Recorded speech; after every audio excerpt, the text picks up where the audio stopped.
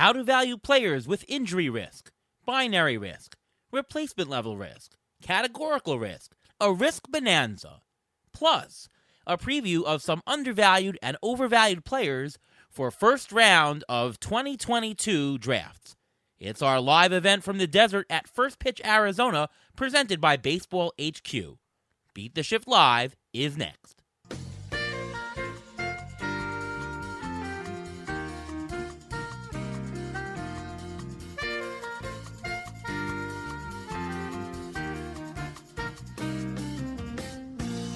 Welcome to another episode of the Beat the Shift podcast. I am your host, Ariel Cohen, and with me, as always, is Ruvain Guy. How are you, Ruvain? I'm doing great. How are you doing today? Oh, wait a second. Something seems different about this podcast. Yeah, we are live from First Pitch, Arizona, presented here by Baseball HQ.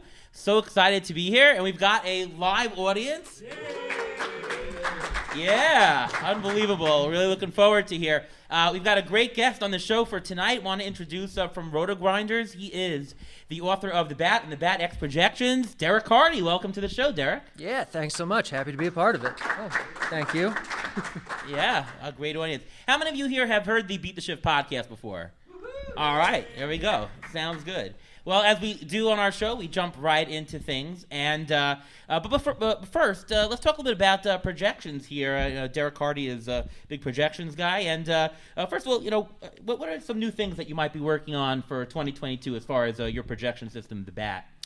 Yeah, so last year I launched the Bat X, which uses StatCast data for hitters, launch angles, exit velocity, that sort of thing. So the natural next step is to do it for pitchers, which the data is a lot more robust for. It's a lot more complicated to build that out, so it's taken a little longer, but that's definitely the plan to account for spin rates and, pitch movement and tunneling and late break and all that kind of fun stuff. So that's next on the docket for me. Yeah. Part of the problem or the hurdle of projecting 2021 was that 2020 was a short season. We only had 60 games, and the question before the season was how much weight to put on it. I found that projections in general have fared pretty well. If you have used projections and for whatever they were worth this year, you fared well. Why do you think that was true, even though we had the short season and projections would be not as good on the whole? At least we thought. Yeah, it was a great year for projections, and I think they did well because projections are awesome, math is good, and if you don't use them, you're bad at fantasy. No, I don't know. I think I think variance is obviously part of it. Like, you have an outlier year, it's always going to be in part due to luck. Also, though, I think it was... I feel like the general public didn't know what to do with 2020, and so they tried to build narratives around it, and you could build narratives in either direction. Well, the sample was too small, the season was too short, like they had this weird ramp-up period, and some guys weren't ready, so let's just throw the season out. And then there's some people who were like, well, it was 2020, it was the most recent season, you have to count it the same as anything else, but the sample was smaller. So, I think no matter how you built a narrative around it, you could have found yourself making a mistake, whereas projections are objective. They looked at it for what it was, accounted for it for what it was, and they didn't try to, make it anything other than what it was. So the Bat fared well this year. Ariel, how did ATC projections fare this year? Pretty good. I'll have my annual projections comparison article up in a couple of weeks, but on the whole, I think if you did listen to projections, ATC did very well. I'm sure we'll see the Bat doing very well. Also, I have to officially test it. I know in 2020, the Bat X did extremely well, and in that short season actually beat all the projections that I did. So looking forward for the 2021 results as well. And they also helped our seasons as well. So I know they helped, did. But I wanted to know exactly how well they helped. Yeah. Well, we'll quantify it soon. I want to talk a lot about risk tonight, since we've got a lot of risk experts, and we're talking to a bunch of guys at the ballpark. Went to the Arizona Fall League game just a couple minutes ago, and something which is not talked about enough, not quantified enough, is the risk component of valuation. So I want to talk a little bit about that tonight. Let's start with high-risk players, and let's go to Ruvain first in terms of this question.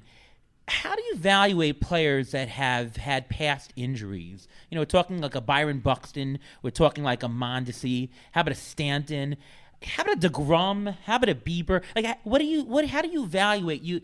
Is there a way to quantify or to say, listen, DeGrom is a clear first rounder. I mean, healthy DeGrom is probably the number one overall fantasy value. How can you value someone with an uncertain injury future? It's extremely hard. You really don't know because it's based on what the injury is, how they're recovering, where they are in the stage of recovery during the time of the draft, and you just don't know because people can have setbacks. Beginning of last year, everyone was drafting Chris Sale, Noah Syndergaard, thinking they both come back in July, August. What happened? One did, one didn't. So it's very hard to place a value on them. The best thing to do is just to keep track and just monitor the injuries, how they fare, see if they're playing in spring training, see how they're faring in the offseason. I'm sure you'll hear news about that. That's the only real way to actually put a number value on that. Okay, Derek? Risk is one of the toughest things to evaluate in fantasy, and it's not something I've spent a lot of time trying to do, in part because I don't think the data that we have is necessarily robust enough to give us definitive answers.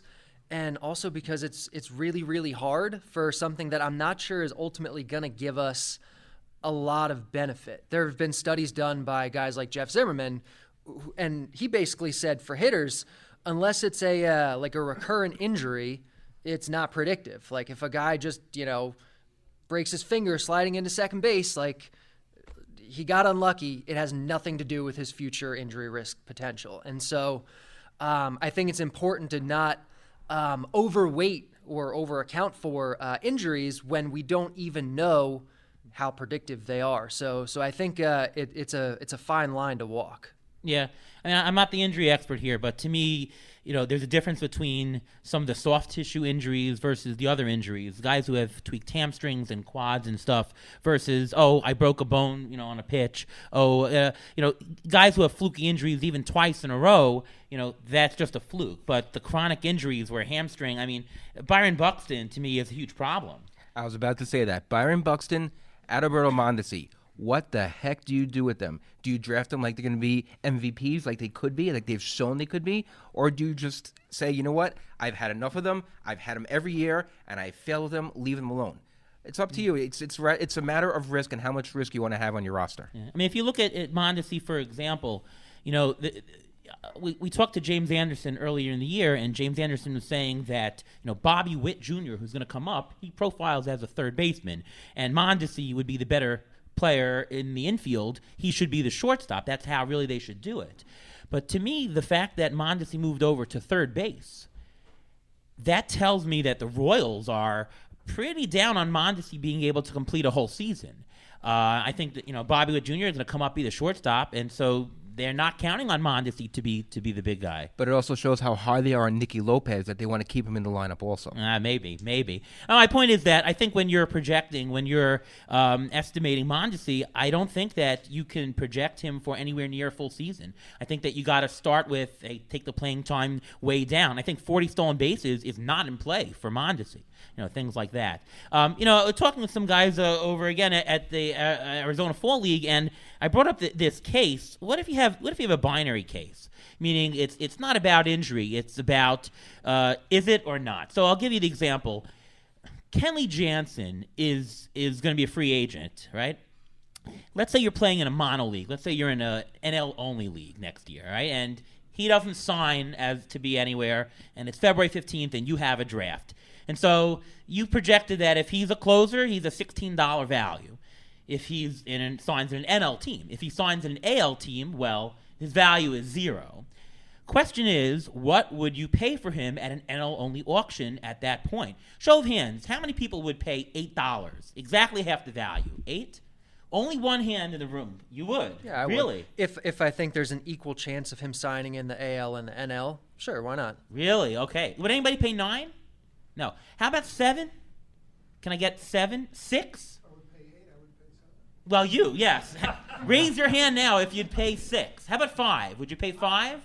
Oh, 4? $1? Would everybody pay 1?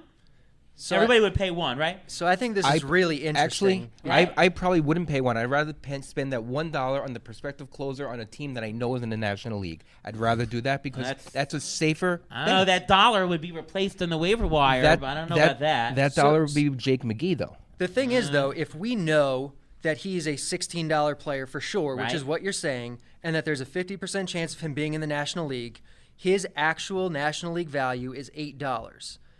Most people here said they'd pay 4, 5, 6. Very few people said they would pay 8, which shows that I think human beings by nature are risk averse. And I think that's something we can take advantage of in fantasy. Like, why would you not pay what he's actually worth just because the range of outcomes is wider? You're throwing away value. In the long run, of course, the answer is he's worth 8, right? Because it's a 50-50 shot. But I think in a single season, as part of an aggregate team, there's some risk. Like if you're playing the stock market and you're playing for a quarter, and you have to show a return at the end of the quarter, companies don't just say, well, we're just going to take half the value. There is a factor for risk, right? This just to put in, and I don't want to go crazy math here, but the standard deviation of a player who could be 7-9, 7-9 is a lot smaller than 16-0.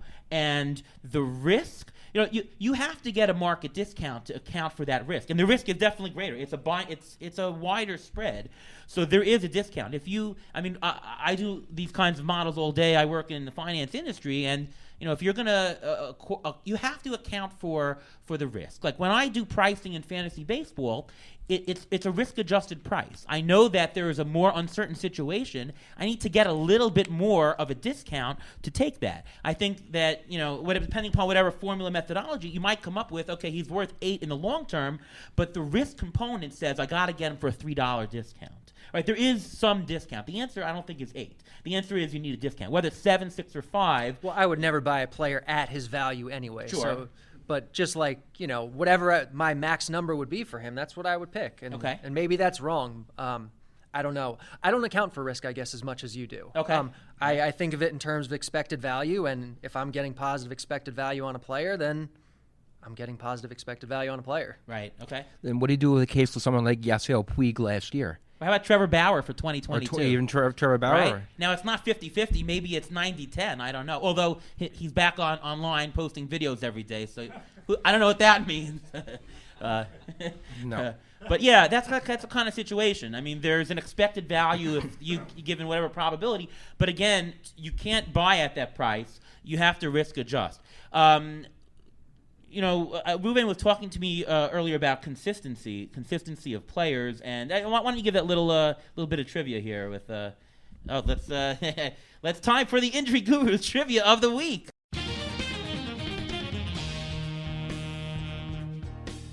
So we're talking about players that are low risk. So when we talk about that, we want to know one thing we want to see is how much playing time they get. So my question for the room here right now: how many players this past year played in 150 games? How many? I hear 8. Anything else? It's higher than that. I'll say Much 20. higher than that. Okay. 48 players played in 150 games or more this past year. Okay. Who had Mitch Haniger at 157 games this year, right? Okay. Next, and one other on a follow for this: how many players played 160 games or more this year? And can you name them? Is it 8? It's 7. Okay. It's Pretty 7. good. Pretty good. J.P. Crawford, Dansby Swanson, Austin Riley, 160. Vlad Jr., Sal Perez, 161. Sal Perez? Sal Perez. DH, right? All right. Whit Merrifield, Marcus Simeon, 162. Two more things. Whit Merrifield has missed 4 games since opening day 2018. 4 games. Marcus Simeon has missed 10. Those guys are very low risk. Yeah. Is that the case, though? That's, I guess, where part of my issue comes from, is that are we treating noise as signal? Like, just because they've played 160 games or they haven't missed games in the past, is that indicative of what they're going to do in the future? As opposed to a guy who just got unlucky, got banged up, missed a couple weeks this year, but it's not predictive of him getting banged up in the future. I think the inverse is more true, that if they've been consistent, then they're a lower risk. Obviously, anybody can get injured at any time, but Merrifield has been out there. It's kind of a good clue. And But, then but why is that?